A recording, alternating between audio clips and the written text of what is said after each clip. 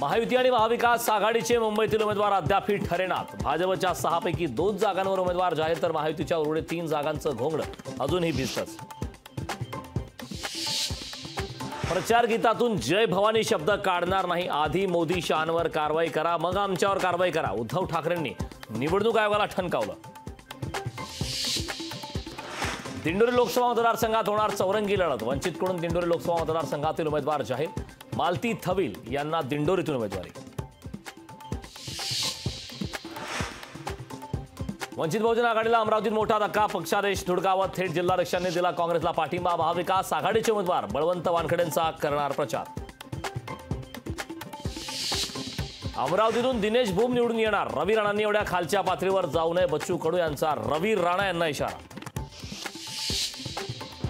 रणजितसिंह मोहिते यांच्यावर भाजपचा आघोषित बहिष्कार, भाजपने रणजितसिंह मोहिते यांना माढा मतदारसंघाच्या प्रचारापासून ठेवलं दूर। इम्तियाज जलील यांनी दंड थोपटलं, 24 तारखेला भरणार उमेदवारी अर्ज, संभाजीनगरमध्ये तिहेरी लढत होण्याची शक्यता। कल्याणमध्ये शिवसेना युबीटी पक्षाने लावले बॅनर, राज ठाकरेंच्या महायुतीच्या पाठिंब्यावरून व्यंगचित्र, व्यंगचित्राच्या बॅनरवरून जोरदार चर्चा। गद्दारांविरुद्ध निवडणूक लढावी लागते, जाधवांना 2 लाखांच्या फरकानं पराभूत करून नरेंद्र खेडेकर यांचा हल्लाबोल।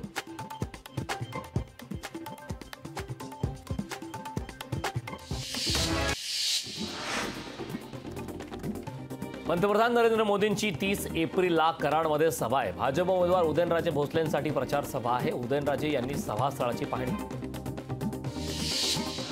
महायुतीचे शिर्डीचे उमेदवार सदाशिव लोखंडे उद्या उमेदवारी अर्ज भरणार आहेत, शिंदे फडणवीस अजित पवारांच्या उपस्थितीमध्ये उमेदवारी अर्ज भरणार आहेत। शेतकऱ्यांवर सर्वात जास्त अन्याय पवारांनी केला, बावनकुळेंनी शरद पवारांवर टीका केली, पवारांच्या कामामुळे भाजपनं पवारांना पद्मभूषण दिलंय, सुप्रिया सुळेंचं बावनकुळेंना प्रत्युत्तर। उदयनराजे भोसलेंनी घेतली कराडच्या व्यापाऱ्यांची भेट, उदयनराजेंनी व्यापाऱ्यांसोबत घेतला आंब्याचा आस्वाद। आमदार दत्तात्रय भरणे आणि माझ्यात वैयक्तिक वाद नाही, आमची राजकीय विचारांची लढाई, हर्षवर्धन पाटलांची प्रतिक्रिया। हिंगोलीत नितीन गडकरी यांच्या सभेत रिकामा खुर्च्या, कार्यक्रमासाठी कार्यकर्त्यांना थांबवण्यासाठी मनधरणी। राष्ट्रवादी 22 एप्रिलला करणार जाहीरनामा प्रसिद्ध, अजित पवार सुनील तटकरे उपस्थित राहणार। हिंगोलीत भाजपला मोठा धक्का, माजी सभापती दिनकरराव देशमुखांचा पक्षाला रामराम, देशमुखांसह कार्यकर्त्यांचा शिवसेना उद्धव बाळासाहेब ठाकरे पक्षामध्ये प्रवेश।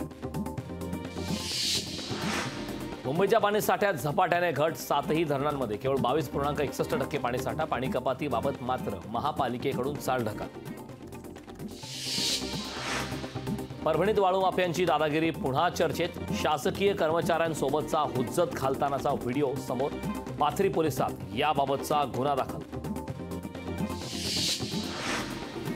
धाराशिव जिल्ह्याला अवकाळीचा तडाखा, फळबागांसह पॉलीहाऊसचं प्रचंड नुकसान, पावसामुळे रस्त्यावर झाडे उन्मळून पडली। लोकशाही मराठी ऐका, पहा, जागरूक रहा।